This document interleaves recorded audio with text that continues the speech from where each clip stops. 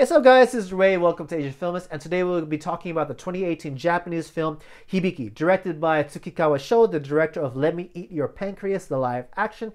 And this stars Hirate Yurina in her first theatrical role, if I'm not mistaken, and this also stars Kitagawa Keiko and Ayaka Wilson. This movie is based off a manga, and I'm not sure if it was animated, but this definitely was based off of a manga, and I have not read Hibiki, just because nowadays I don't read manga or watch much anime.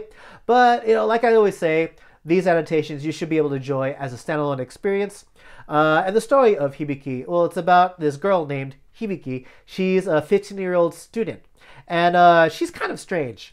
She's antisocial, very sensitive, and can react very violently to situations and confrontations. But one soft side to Hibiki is that she has a passion for reading novels and writing. One day she sends in this manuscript to this literature magazine for this contest that they're running. But because her manuscript doesn't fall into certain requirements, it gets tossed in the garbage. But it gets picked up by one of the, I think she's an editor, but she gets picked up by a staff member by the name of Hanae. Hanae reads the manuscript and takes up an interest in Hibiki, and she starts hunting down Hibiki and trying to bring her in so that way she can actually push her talent and make her star. But it turns out Hibiki doesn't really care about becoming famous with her writing, and she just nonchalantly just goes to school as usual. She attends her school's literature club. She doesn't really have any aspirations to become a novelist, but it's during the time that she meets Hanae for the first time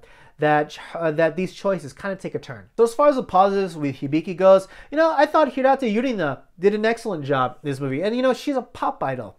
And this is her first major feature-length movie. I think up until now she's only appeared in TV dramas, but most of which star other members of her idol group. I think despite all that, she did a very lovable performance in this movie. And I genuinely like the character of Hibiki. She's soft-spoken, she's sensitive, and she reacts violently whenever her or her friends are provoked.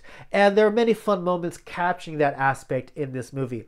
And what gets me though, despite her kind of her tough armor that she puts on, she melts anytime she is doing anything related to books or even meeting her favorite authors. And just seeing those two sides of Hibiki, I thought first of all Hirate Yurina did a good job, and it made that presence all the more enjoyable. I genuinely also enjoyed watching the relationship / rivalry carry out between Hibiki and her friend Rika. Rika is played by Ayaka Wilson, who I think I haven't seen in anything since, what was the last movie I saw? Paco and the Magical Book, which was directed by Nakashima Tetsuya. And at that time, she was still a kid. This was like many years ago, and she was still a child. Well, I mean, she's still a child in this movie, relatively speaking. But I think she definitely has a lot of talent, and definitely think she should be in more movies. And she brings a lot of charm and a lot of cuteness to the story, and it's definitely a stark contrast between her and Hibiki. And the two, they start off as friends. They're both in the literature club, but they start to become rivals once Rika learns that Hibiki is entering the contest. And Rika isn't a typical cold shouldering type of rival that you would typically see in these types of stories. You actually kind of feel for her story. You actually kind of feel for her journey, and part of you wants to root behind her. Part of you wants to root for her, but at the same time, you got to root for Hibiki because the story is named after her. I think also this movie makes a world that I'm not familiar with, nor am I really interested, just seem interesting for just a little bit.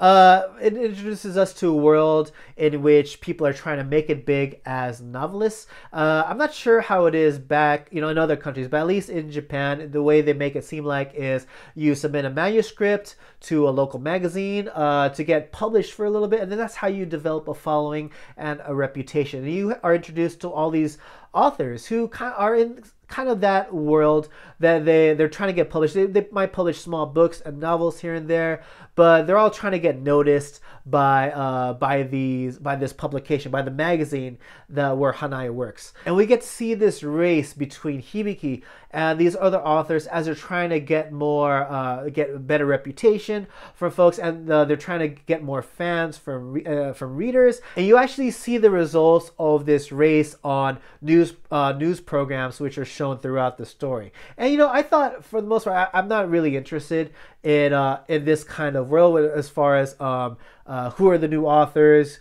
and what kind of new stuff are they making. But it's really interesting in the context of this story. But let me leave that to my first negative, is that maybe it's just because of my language ability and my lack of understanding when it comes to Japanese literature, or at least the way it's printed in Japanese. I felt that they didn't really go into much detail as to Hibiki's story and why it's so interesting and captivating to not only Hanai, but also to the characters who read it. I don't know, maybe they paint a better picture in the manga, so if they do, just please let me know. But I felt that in the context of this movie, they just say like, oh, Hibiki's story is excellent. They might read a few lines from it here and there, but I felt like I didn't really feel how impactful her story was. And I thought the way this movie portrayed some of the supporting cast should have been fleshed out just a little bit more. We get introduced to a wide variety of other authors in the story, as I mentioned earlier, and they're all played by, not all, but a lot of them are played by relatively known actors. I mean, you have Hirate Yurina, and you even have Oguri Shun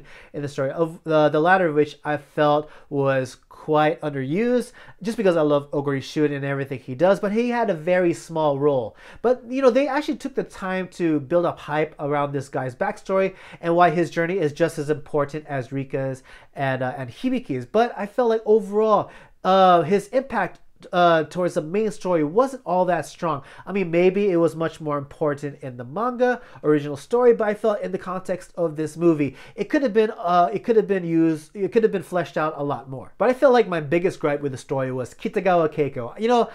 I don't think I've seen much of Kitagawa Keiko's filmography, but all the ones I've seen, I don't think she delivers any convincing performances at all. And that includes this movie. I mean, her facial expressions, I feel like they're unnatural, and the way she moves about. Like, there's this one scene in particular where she has a scuffle with Hibiki. They get into kind of a wrestling and pushing and shoving match, and the way she just moved her body was so ridiculously forced and unbelievable, and just the way she just carried on in this scene, it was just bad. I mean, I don't think Kitagawa Keiko's a talented actress at all, at least from what I've seen. Maybe there is a movie out there that she actually delivers a convincing acting performance, but in this movie in particular, she wasn't good at all. But overall, what did I think of Hibiki? It was a fun underdog story. In the sense that, although the character, her talent is definitely either to the level of her rivals or a little bit above, but what makes this an underdog story is the situation that kind of is against her, the kind of odds against the story. And I thought the character of Hibiki was likable, and as I mentioned earlier, the setting which everything takes place in was definitely different. I felt like this story was definitely more about a character that rebels against onlookers and their expectations and criticisms against her, as opposed to a movie which focuses on the work of this character, and as one that goes into much explanation as to why the work of this character makes her a genius level. Either way, the story of an unlikely and apathetic celebrity is quite a fun ride. But after watching this, I'd recommend this movie to watch. It was definitely fun. I think if you're a fan of any kind of stories adapted from anime or manga, this is definitely an enjoyable one. Yes, those are my thoughts on Hibiki. What did you guys think? Please let me know in the comment section below. If you enjoyed this video, please leave a like. If you're new to my channel, please subscribe. And if you really dig my content, please know you can support Asian Films via Patreon from as little as $1. And guys, please join our Discord server. We're all just waiting for you guys so we can all connect as fellow Asian film fans. And yeah, that's about it for me, guys. And as always, everyone, thank you so much for watching. Hope to see you all again in the next video. Take it easy.